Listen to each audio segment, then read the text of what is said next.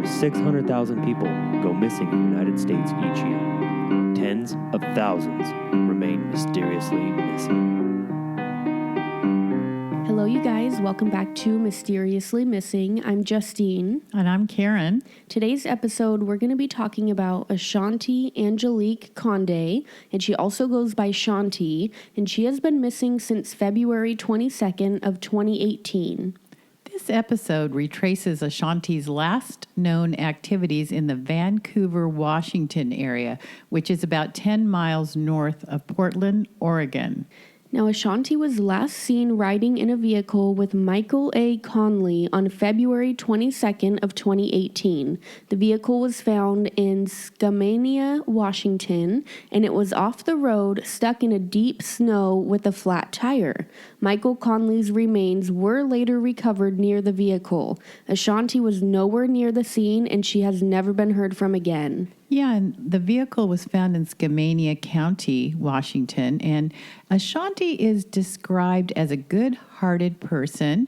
She cares about her family and her kids. She wouldn't just walk away from them totally like this. On her good days, she could make you laugh. She could walk in a room and make everybody laugh. So Ashanti was 27 years old when she went missing. She's currently 28. She's about 5 feet 1 inches tall and weighs around 145 pounds. She is African American. She has black hair, green eyes, and Ashanti may dye her hair burgundy, and she also may wear hair extensions or weaves.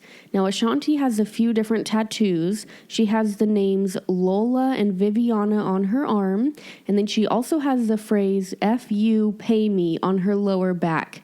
And she does have a few piercings. We believe her ears are pierced, and then there was a picture with a nose piercing. I'm not sure if it was just jewelry that she put in there, but it looked like she had her nose pierced as well. And Ashanti had a troubled past. She was involved in prostitution prior to her disappearance. But we have a quote here from the president of the National Women's Coalition. Our whole position and her family's position is no matter what she chooses to be, there are 4 children that want to know everyone did what was possible to find their mom. So it's characteristic of her to drop out of sight for a couple of weeks at a time, but she's never been gone for this long. She left behind 4 children, one of whom was only an infant when she went missing. Her family consists of her mother, Yolanda, her father, Horatio Conde, her 4 kids, which ages when she went missing were from 7, 6, 3, and then 4 months. She does have a sister, and she likes it pronounced Alicia, and then who I guess lives in Arizona, but she does have another sister named Mallory. And Alicia, we believe, is a hairstylist and possibly a cocktail waitress. And then there may be a few other siblings that she has, but we're just not quite sure. Ashanti was born in 1991 and moved to Vancouver, Washington when she was 2. So now we're going to jump into this timeline, and it might be a little confusing because we go back a little ways. We're going to go back to July 15th of 2016. This is 1 year and 7 months before Ashanti went missing. She was arrested by the Portland, Oregon police for forgery 1, which I guess was a felony. And then December 16th of 2016, 1 year and 2 months before Ashanti vanished. This is per the Spokesman Review reporter Jessica Prokop out of Spokane, Washington. She wrote an article about Michael Conley, whom Ashanti was last seen with. And the article goes on to say, Troy Myers and Michael Conley are accused of conspiring to kill Patrick Lenhart. Conley and Myers are facing attempted first-degree murder, first-degree assault, first-degree kidnapping, and intimidating a witness. Myers is also charged with tampering with a witness and possession of methamphetamine. Then the case went on. They were ordered to be released from custody, due in part to issues involving the lead detective on their case who's under criminal investigation. Clark County Superior Judge Daniel Stenke reached his decision after the defense attorney for Troy Myers filed a motion to dismiss the case on the premise that the prosecution had not turned over material or evidence favorable to the defense, and this is also known as a Brady violation. The lack of information, among other issues, caused a delay in the case. Now, counsel for Michael Conley joined in on that motion, and then Conley was released. So now it's December 29th, 2016. This is 2 weeks after Michael was released and 2 months before Ashanti had disappeared. Ashanti was arrested by the Multnomah County Sheriff's Office in Oregon. The arrest was for possession of a forged instrument, and it's an intent to defraud and is punishable by a range of penalties, including jail or prison time, significant fines, probation, and restitution.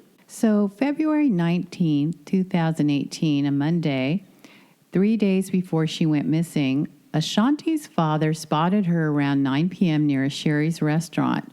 Sherry's Cafe and Pies is open 24 hours a day, and Ashanti refused to go with her father, so he left.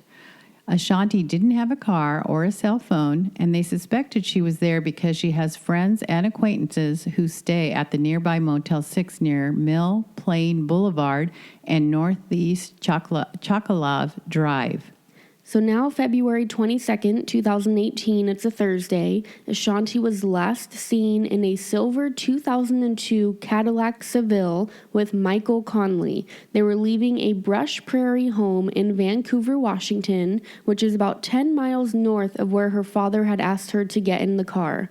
The weather that day was about 40 degrees, and then I guess at night it got around 23 degrees, so it got pretty cold. Exactly. So now February 27th, 2018, just a few days later, Michael Conley's family had reported him missing. March 9th, 2018, and this is 2 weeks after Ashanti was last seen with Michael Conley. Deputies received a report of a body found near Dugan Falls. Dugan Falls is a popular area. This is about 21 miles northeast of Washougal, Washington, and about 33 miles west into the mountains from Brush Prairie, where Ashanti and Michael Conley were last seen leaving a home there on February 22nd. So Dugan Falls has a bit of a dark history. Over the years, bodies have been found in and around this area. The sheriff's office says a private cabin owner further up the road found 51-year-old Michael Conley's body 3 miles southwest of his vehicle. It was on a private drive just off road W2000. The sheriff's office said there was no obvious indication of what caused his death, but he had been exposed to snow and cold temperatures. There was no trauma to the body or outside wounds. His body was laying alongside the road and there was evidence of frostbite. The vehicle 3 miles northeast of his body was off the road, stuck in more than a foot of snow with a flat tire. Police said it appeared as if he had tried to walk to get help after his vehicle became disabled. So, we talked about how cold it was up there, 23 degrees and probably even colder the further into the mountains they went.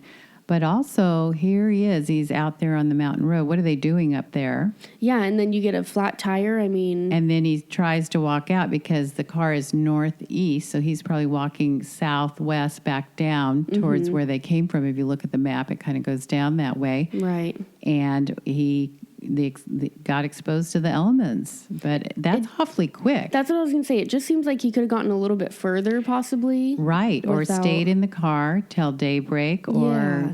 So something is a little bit Something weird. went off, like he wasn't making good decisions. And we talked about methamphetamines in the past, maybe something like that. Yeah, he could have easily maybe overdosed and then just been stuck in the snow overnight, but... Right. Well, per Coin 6 News, the sheriffs reported they were concerned about Conley's history, which included assault, and that, they're talking about that in regards to Ashanti. And sheriffs looked for Ashanti's body around the Dugan Falls area, and sheriffs say Michael Conley may have made some 911 calls around the 23rd of February.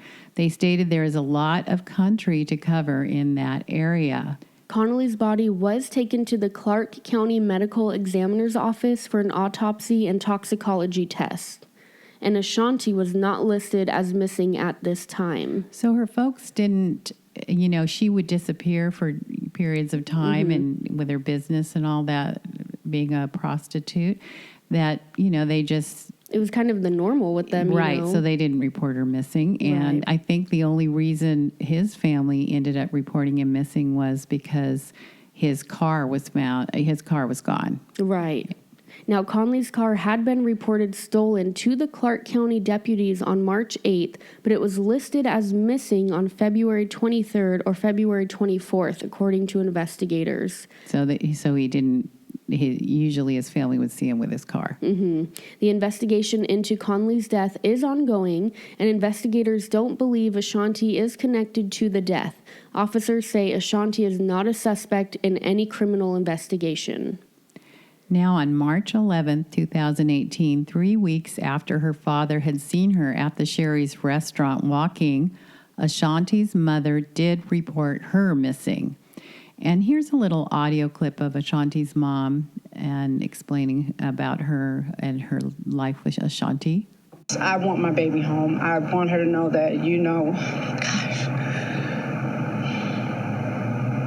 she has children. So now, March 27th, 2018, Ashanti's father had posted to Facebook saying, "I'm jacking up the reward for any information leading me to the whereabouts of my daughter Ashanti. Please help me bring my baby home.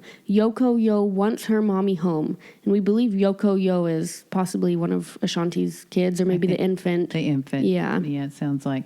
So March 30th, 2018, Yolanda Turner, her mom, told Fox 12 her daughter disappearing for a couple weeks at a time is not unusual. However, leaving her 4 children behind for this long is something out of character. And she goes on to say, there's so many family members that want her to come home and just miss her.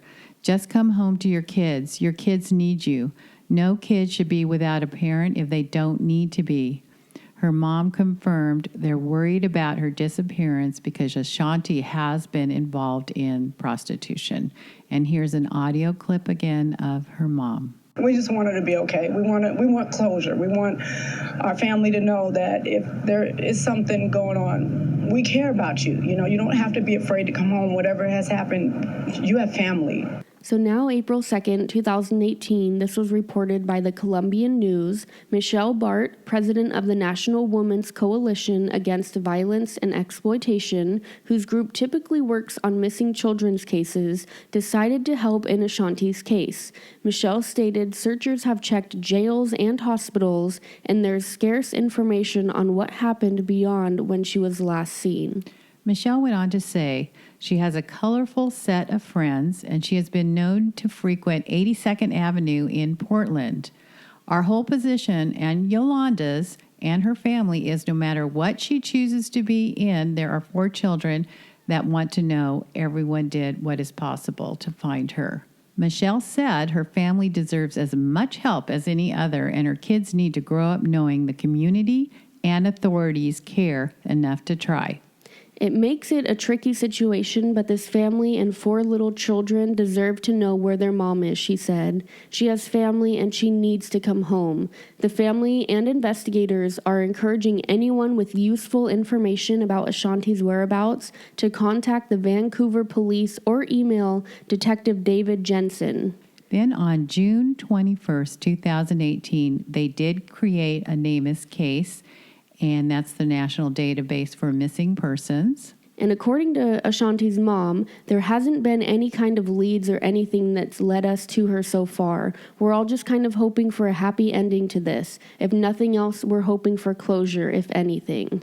So let's hope that they put some energy into this case because she is a mother of 4. Yeah. And yes, they had a troubled past. She was involved with Michael Conley, who she was last seen with, and had a troubled past. It's just such a weird situation. The whole car thing pulled over the side of the road, a flat tire. Why were they heading up into the mountains? They were seen together down below, and then in Brush Prairie, I believe is the name of the town, and then they just vanished, into the mountains, and she's nowhere to be seen. Now, there's a lot of woods up there. Did she eventually leave the car and something happened to her and no one has found her? I kind of feel like if maybe they pulled over, I'm not sure how populated this area is, but if someone maybe tried to help them because of the flat tire and car troubles, maybe this Michael guy got in a little argument with whoever was helping them.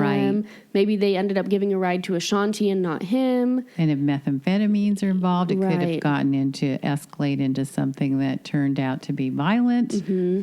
And there was her past with the forgery and everything, she probably owed people money maybe, or any, it could have been. Any set of circumstances is possible. Right. Well, we do hope that Ashanti is found and that her children have some understanding of what has happened to her. We did find 2 Facebook pages for Ashanti. There is one which is Ashanti Conde, and then there's a second one that's the exact same spelling, and she does spell it a little bit differently, so I'm not sure if she goes by Ashante or Ashanti, but it's Ashante Conde, and those are just personal pages. We did not find a group page or a missing persons page for her, which I think would be very helpful in this situation. That would be a good idea for the family if they could put a missing a Facebook page for her. If anyone does have any information, please contact the Vancouver, Washington Police Department at 360-487-7400. Or you can contact us at mysteriously-missing411@gmail.com. You can also check out our Instagram page. We always put pictures up and maps and different, maybe clues and hints that we found and maybe can help other people get information out there. You can check out our YouTube page. We always post videos every Sunday. Download this episode on iTunes and Podbean. Just kind of help get the word out there. This case really wasn't that popular. We didn't find much information on it, but she deserves to come home just like anyone else. She has kids waiting for her, a family back home. So please share and just get this out there. And thank you guys so much for listening. Thank you.